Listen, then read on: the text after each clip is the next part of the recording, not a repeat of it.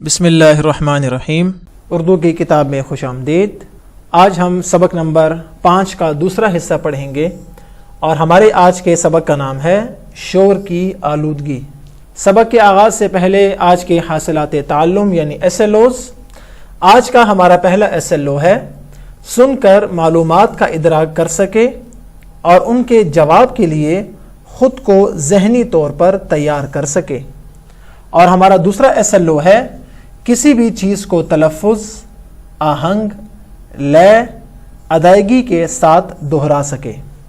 سبق کا آغاز کرتے ہیں۔ ہمارے آج کے سبق کا نام ہے شور کی آلودگی۔ بچوں، جیسا کہ آپ کو معلوم ہے کہ آلودگی جیسے کہ پانی میں ہوتی ہے، ہوا میں ہوتی ہے، خوراک میں ہوتی ہے، ایسے ہی آلودگی شور کی بھی ہوتی ہے جس کے ذریعے سے ہم متاثر ہوتے ہیں۔ اور جب ہم شور کی آلودگی سے متاثر ہوتے ہیں تو ہم مختلف اقسام کی بیماریوں کا نشانہ بنتے ہیں۔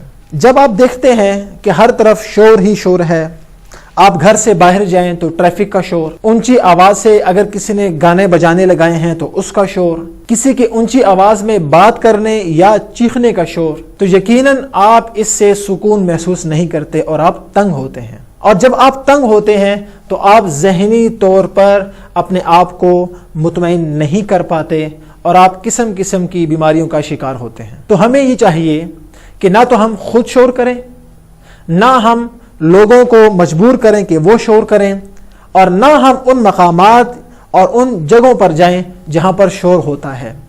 اور ہم یہ کوشش بھی کریں کہ ہم اگر کسی کو روک سکتے ہیں یا منع کر سکتے ہیں تو ہم ان کو منع بھی کریں کہ اس شور کی وجہ سے اور لوگوں کو اذیت ہو رہی ہے۔ جیسا کہ آپ کو معلوم ہے کہ اگر کسی گھر میں کوئی بوڑھا ہو، کوئی بزرگ ہو، کوئی بیمار ہو، کوئی بچہ ہو یا کوئی طالب علم ہو، اور پاس ہی کسی نے اونچی آواز سے گانے لگائے ہوں، یا کوئی شور کر رہا ہو، یا کوئی چیخ رہا ہو، یا گاڑیوں کا شور ہو، تو آپ کو معلوم ہے کہ ان بزرگوں، ان مریضوں، بچوں اور پڑھنے والوں کا حرج ہوتا ہے۔ تو آپ نے اس بات کی کوشش کرنی ہے کہ آئندہ آپ نے بھی شور نہیں کرنا۔ تو چلتے ہیں اپنے سبق کی جانب اور ہم یہ سیکھتے ہیں کہ شور کی آلودگی کیسے ہمیں متاثر کرتی ہے اور ہم کس طرح اس کو کم کر سکتے ہیں اور کیسے ہم اس سے بچ سکتے ہیں۔ اللہ تعالیٰ نے جب حضرت آدم علیہ السلام کو جنت سے نکالا تو انہیں زمین پر بھیج دیا۔ یوں زمین انسان کے ساتھ اسی طرح منسلک کر دی گئی جیسے سانس منسلک کر دی گئی، یعنی ملا دی گئی۔ بلکہ یہ کہنا غلط نہ ہوگا کہ انسان اور زمین ایک دوسرے کے لیے لازم و ملزوم ہیں۔ لازم و ملزوم ہیں یعنی ضروری ہیں، یعنی جیسے انسان ہے ویسے ہی زمین ہے، اور انسان اور زمین ایک دوسرے کے لیے ضروری ہیں یعنی لازم و ملزوم ہیں۔ اور اس کی مثال کیا ہے، اس کی وضاحت کیا ہے؟ انسان جب اس دنیا میں آتا ہے تو اپنی زندگی کا آغاز زمین سے کرتا ہے، جیسے ہم نے مثال دی حضرت آدم علیہ السلام کی۔ اور جب وہ اس دنیا سے رخصت ہوتا ہے تو اسے زمین ہی سہارا دیتی ہے۔ رخصت ہونے کا مطلب ہے جب وہ فوت ہوتا ہے، کیونکہ زمین میں ہی دفن کیا جاتا ہے۔ تو ہم نے اس اقتباس میں کیا سیکھا؟ ہم نے یہ سیکھا کہ انسان اور زمین ایک دوسرے کے لیے ضروری ہیں، اور اس کی وجہ کیا ہے؟ وجہ بہت آسان ہے کہ جب انسان نے اپنی زندگی کا آغاز کیا تو کہاں پر کیا؟ زمین پر۔ جیسے حضرت آدم علیہ السلام جب جنت سے زمین پر آئے تو زمین پر ہی انہوں نے اپنی زندگی کا آغاز کیا۔ اور انسان جب فوت ہوتا ہے تو فوت ہونے کے بعد، مر جانے کے بعد بھی زمین ہی اس کی دوست ہوتی ہے اور زمین ہی اس کو سہارا دیتی ہے، کیونکہ انسان زمین میں ہی دفن کیا جاتا ہے۔ انسان اس کرۂ ارض سے جڑا ہوا ہے۔ کرۂ ارض کا معنی ہے زمین۔ کرۂ ارض کا معنی ہے زمین۔ اس کا ہر عمل اس کے ماحول کو متاثر کرتا ہے، خواہ وہ اچھا ہو یا برا۔ خواہ کا مطلب ہے چاہے وہ اچھا ہو یا برا، اور اس کو آپ نے خواہ نہیں